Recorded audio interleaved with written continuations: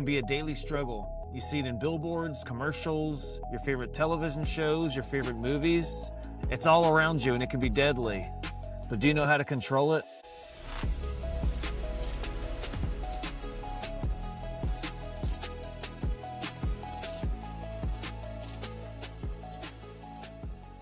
Hello again and welcome to the Freedom Podcast. Today's episode is titled, What is Lust?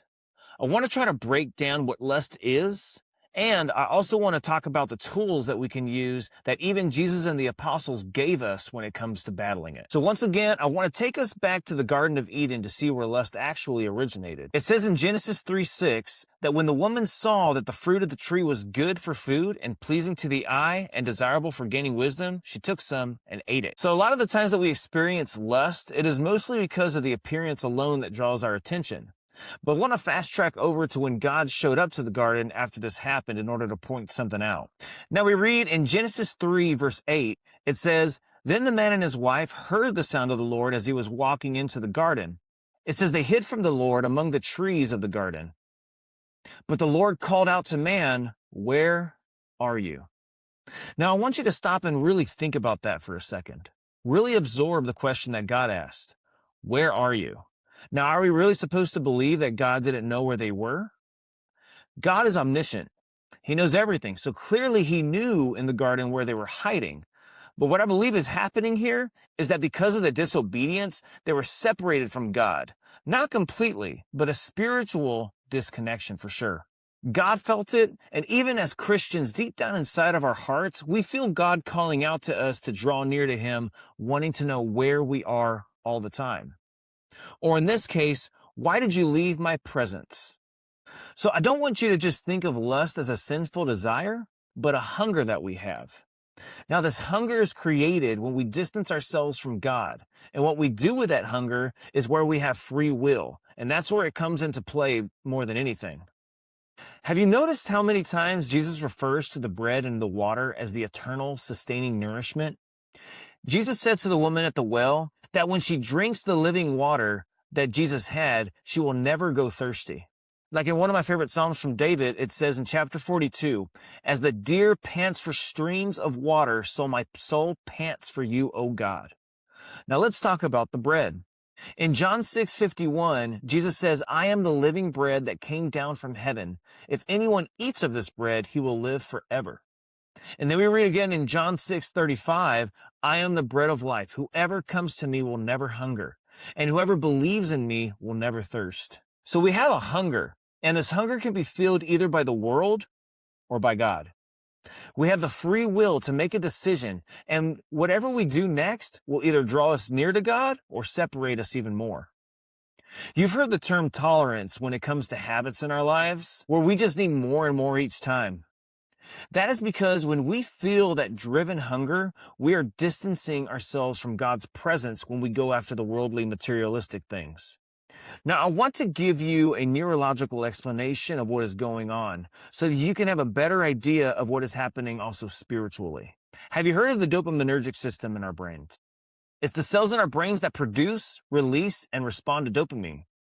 Dopamine is a double-edged sword and can be a blessing and a curse.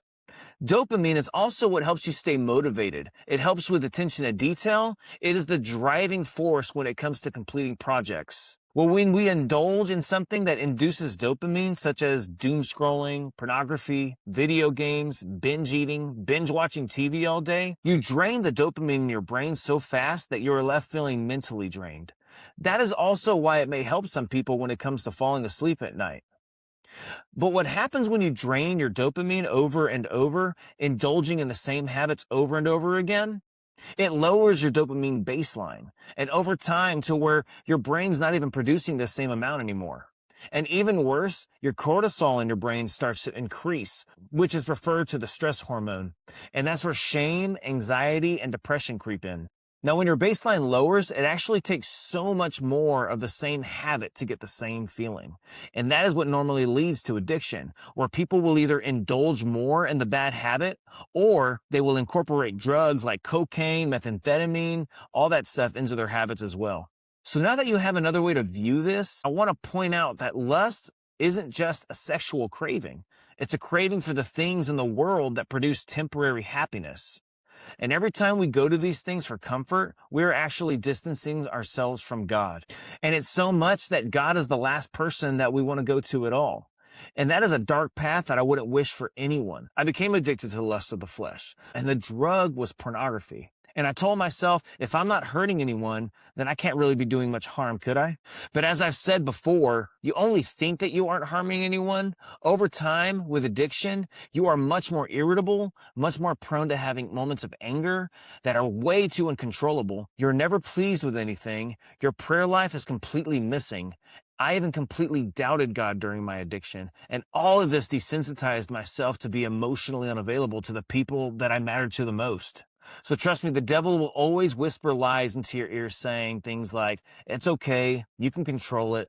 This will be the last time. And the most common one, you're not hurting anyone. Sometimes I felt like an animal with a craving that I just needed to feel just to get through the day. And what is crazy that I came across Peter 5 verse 8, and it says, your adversary, the devil, prowls around like a roaring lion seeking someone to devour. What freaked me out, it was almost as if the devil was pulling the strings inside my head, trying to get me to turn into what he is. Now, the healing process that I took was a difficult one, but what became a changing milestone in my life, that whenever I became hungry for my addiction, I went to prayer. Healing is a process that takes time, but consistency is everything. Lust became my go-to for comfort. But the comfort that I have now comes from the Lord. And as far as I drifted off, I can feel myself drawing near to him all the time. So as I said before, you have a hunger, but you also have the free will in how you feel yourself. So I want to be as open and honest as I can be. Lust will always be a battleground for the rest of your life, until we are in the magnified presence of God. But the difference here is whether you will have control over it or not. I still have struggles daily, but it's much more manageable than it has ever been. We have to be very aware of our mind and where we are. Galatians 5:16 says, "Oh, walk by the Spirit, so that you will not gratify the desires of the flesh." Paul wrestled with temptation too, in Romans 7:15, where it says, "I do not understand what I do. For what I want to do, I do not do, but what I hate, I do." Lust becomes a battleground where we're constantly wrestling between God's will and our will. You will find that some of the most powerful prophets struggled with lust as well. You have King David, who saw Bathsheba bathing on the roof, and then he had her brought to him. And then you also have Solomon, who was very wise, but just as King David had multiple wives and concubines, so did he. So if these prophets by God struggled with lust, then we know that the battle is real, and we need to be on guard so that we do not give in to the desires of the flesh. So when Paul writes to walk in the Spirit, what does that mean? I believe it is that we always have to be aware of the spiritual battle that is taking place. It is very possible that you can find yourself in a very difficult situation where temptation is knocking on your door, sometimes literally. Joseph in the book of Genesis dealt with this. The same problem with Potiphar's wife. It says, she caught him by his garment, saying, "Lie with me." But he left his garment in her hand and fled and got out of the house. So if you're in a tough position, just as Joseph was, flee, unless you have extreme willpower. But even as you lay down at night, you can still have these inner battles that are going on in your mind that you are facing, especially because smartphones give you access to anything you want to get lost in. But these are the moments that count the most. If you're struggling with staying off pornography sites, create your own site blockers. You can even stow away your phone in a different room in the house just for the time being. And instead of thinking about your phone, make that a time of prayer. I'd say even go on a late night walk just to get your mind off of it. There are all kinds of ways for you to work on your lust issues, but the most important one is prayer, repentance, and reading the Bible. I will even say that sometimes getting away from the things that used to lead you to pornography is a great thing too. Even social media. As we discussed earlier, doom scrolling leads to dopamine indulgence. And when your dopamine is low and cortisol is rising, pornography is normally the next go-to in order to keep your mind in a content place. But what if we disconnected from social media for a little while? Even if you aren't doom scrolling, you can fall into plenty of thirst traps just getting on Facebook, TikTok, whatever you might have on your phone. It was a great step for me to delete my social media account.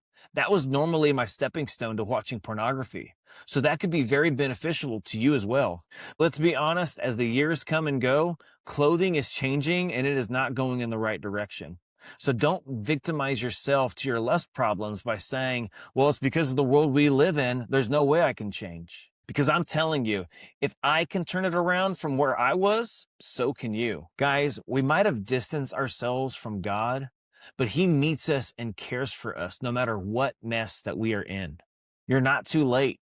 If you still have breath in your lungs, you are right on time to do a 180 and say goodbye to the lust having control over you. Because freedom is a gift, but there is also a choice that we have to make.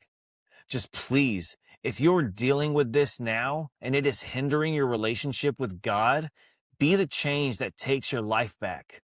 You will see benefits in every direction you go once you surrender to Christ. So lean into Him with your temptations. Your marriage will get better. Your work life will get better. You will see, even in your parenting structure, that things are getting better. You're going to have to sacrifice a part of yourself, but what you get in return will exceed far more than what you gave up. Well, thanks again, guys, for joining me on the Freedom Podcast. Don't forget to like and subscribe and share this with someone in your life you think that can use it.